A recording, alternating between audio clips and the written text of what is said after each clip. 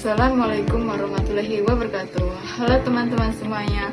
Perkenalkan, nama saya Nabila Hiza dengan NIM 2323140054. Program Studi Perbankan Syariah Fakultas Ekonomi dan Bisnis Islam. Nah, kali ini saya mau cerita sedikit tentang apa saja yang dipakai di Bank Syariah Indonesia, khususnya di BSI KCP Panorama Kota Bengkulu. Kalau di bank konvensional, kita sering dengar istilah bunga. Nah, di bank syariah itu beda, semua transaksi pakai akad, yaitu perjanjian yang sesuai dengan aturan Islam. Jadi, apa saja sih akad yang dipakai di BSI Panorama? Yuk kita bahas satu-satu. Yang pertama, yaitu ada akad mudharabah dan wadiah. Biasanya akad ini dipakai untuk tabungan syariah. Kalau mudharabah, ceritanya kita sebagai nasabah itu pemilik dana, sedangkan bank jadi pengelola. Jadi, misalnya uang kita dipakai di bank untuk usaha yang halal. Nanti, kalau ada keuntungan dibagi sesuai kesepakatan. Contohnya, saya menabung 10 juta di tabungan mudharabah. Bank mengelola dana tersebut, misalnya untuk pembiayaan usaha mikro. Ketika usaha tersebut untung, bank dan saya akan membagi hasil keuntungan sesuai nisbah yang disepakati. Misalnya, 60% untuk saya dan 40% untuk bank. Kalau wadiah itu lebih ke titipan. Kita nitip uang di bank, bank jaga dan simpan. Dan kita bisa ambil kapan saja. Contohnya, saya menyimpan 2 juta di tabungan wadiah.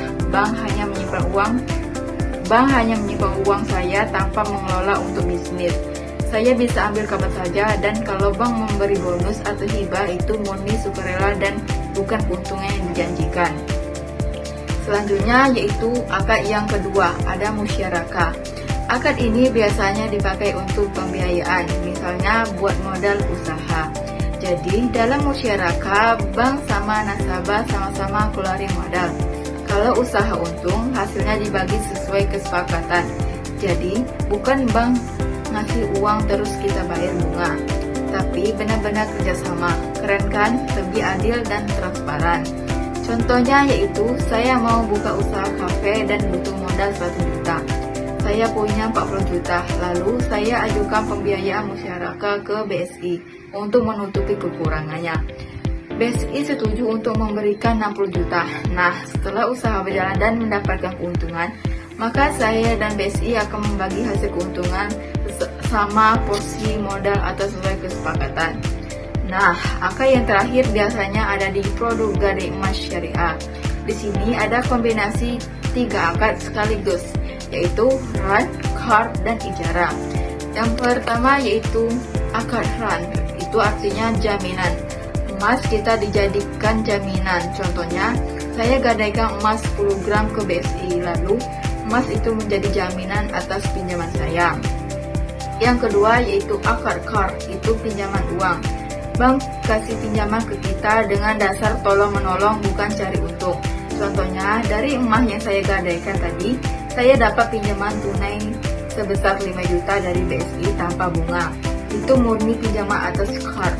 Dan ijarah, itu biasanya biaya sewa. Jadi kita cuma bayar biaya penitipan emas selama emasnya dititipkan ke bank. Contohnya, selama emas saya disimpan di bank, dikenakan biaya penitipan sebesar 30.000 per bulan.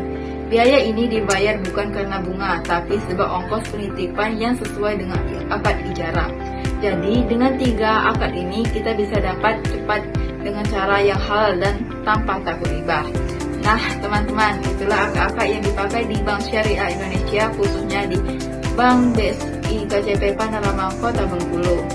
Ada mudharabah, wadiah, musyarakah, ran, qard, dan ijarah.